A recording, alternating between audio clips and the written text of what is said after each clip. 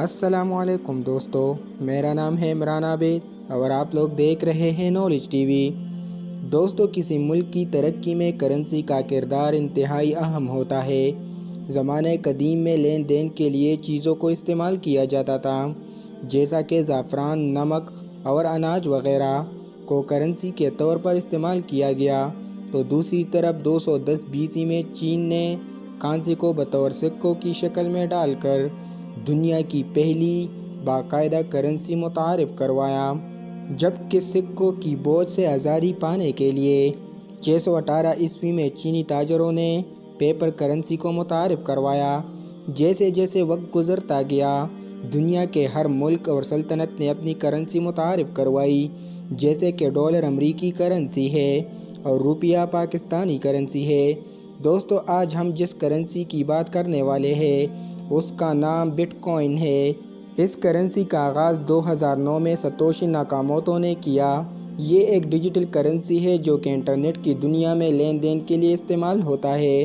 But coin کی شہرت اور قیمت سے آپ یہ اندازہ لگائیں کہ 2010 میں ایک بٹ کی قیمت پاکستانی 1000 روپے کے برابر تھی اور آج اس کی قیمت 14 لاکھ سے بھی تجاوز کر چکی ہے، اور ایک اندازے کے مطابق سن 2029 میں اس کی قیمت آسمان سے باتیں کرے گی۔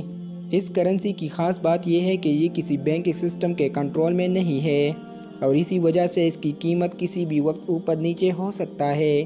یہ کرنسی فزیکلی وجود نہیں رکھتی، بلکہ صرف انٹرنیٹ پر ہی آپ کے بٹ کوائن والیٹ میں موجود رہتی ہے، اور یہاں سے ہی آپ کسی کو بٹ کوائن بیچ اور خرید سکتے ہیں۔ آپ کی تمام ٹرانزیکشن خفیہ رہتی ہے اور بیچنے اور خریدنے والے کے علاوہ کسی تیسرے شخص کو اس کا علم بھی نہیں ہوتا۔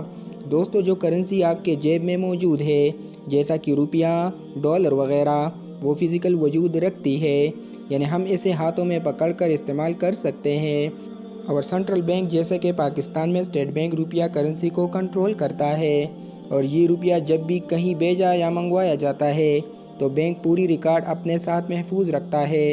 لیکن بٹ کوائن کو دنیا کی کوئی سسٹم بھی کنٹرول نہیں کرتا۔ جتنی اس کی ڈیمانڈ زیادہ ہوگی اتنا ہی اس کا پرائس زیادہ ہوگا۔ دوستو، بٹ کوائن کو حاصل کرنے کے لیے دو طریقے ہیں۔ یا تو آپ اپنی کوئی پروڈکٹ سیل کر سکتے ہیں اور اس کے بدلے میں کوئی شخص آپ کو بٹ کوائن دے دے گا، جبکہ دوسرا بہت ہی مشہور طریقہ جو کہ دنیا بھر میں بٹ کوائنز کو حاصل کرنے کے لیے استعمال کیا جاتا ہے وہ مائننگ کہلاتا ہے۔ اس میتھڈ میں بہت سارے پاورفل کمپیوٹرز کو ایک ساتھ جوڑ کر بہت سارے میتھمیٹیکل کیلکولیشن سولو کیے جاتے ہیں۔ ان کیلکولیشنز کو سولو کرنے کے بدلے میں کمپیوٹر مالک کو چند بٹ کوائنز انعام کے طور پر دیے جاتے ہیں۔ روز نئے بٹ کوائنز پیدا ہوتے ہیں۔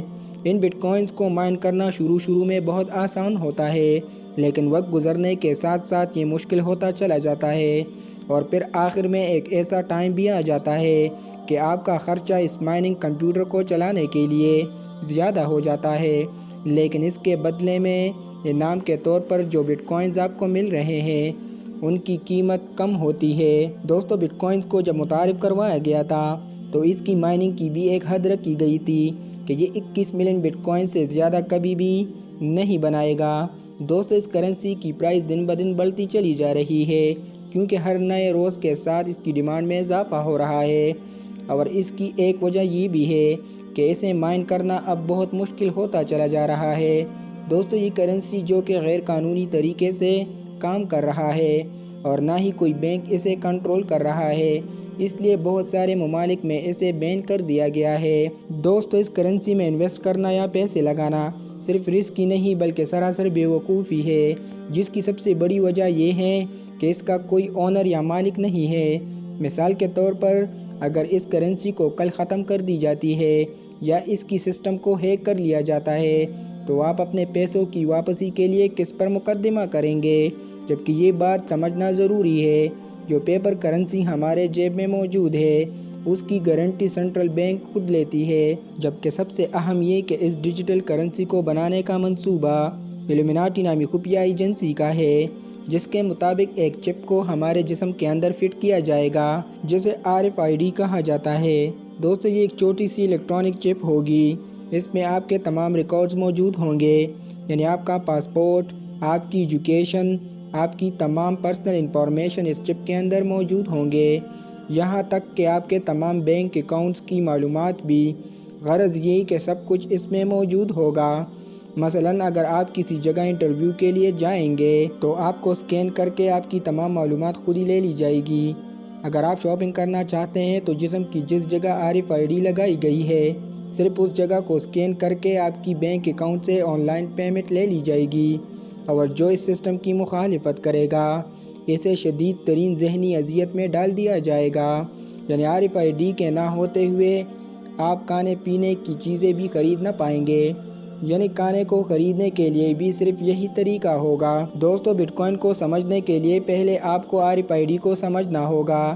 جیسے کہ پہلے آپ کو بتایا گیا ہے کہ RFID کے ذریعے آپ کی بینک اکاؤنٹ سب کچھ گورنمنٹ کے کنٹرول میں ہوں گے۔ یوں گورنمنٹ جب چاہے گا آپ کے بینک اکاؤنٹ سے پیسے کاٹ لیں گے اور آپ کچھ بھی نہیں کر پائیں گے، اور طرح طرح کے ٹیکس لگا کر آپ کو غریب کر دیا جائے گا۔ مثال کے طور پر جب آپ 100 روپے کا لوٹ چارج کر لیتے ہیں تو آپ کی موبائل اکاؤنٹ میں سے ٹیکس کاٹ لیا جاتا ہے، جو کہ گورنمنٹ اکاؤنٹ میں ٹرانسفر ہو جاتی ہے، اور آپ یہ سب دیکھتے ہوئے بھی کچھ کر نہیں سکتے، کیونکہ یہ ڈیجیٹل کرنسی ہے اور یہ آپ کے اختیار میں نہیں ہوتا کہ اسے کنٹرول کر سکے۔ لہٰذا ڈیجیٹل کرنسی سے پہلے RFID کو متعارف کروایا جائے گا، اور جو لوگ ان دجالی قوتوں کے خلاف جائیں گے تو ان کی تمام دولت کو ضبط کر لیا جائے گا، اور یوں اسے سیکنڈز میں امیر سے غریب بنا دیا جائے گا، اور وہ کچھ کرنے کے قابل بھی نہ ہوگا، اور مجبور ہو کر ان شیطانی پیروکاروں کے سامنے ہار مان لے گا۔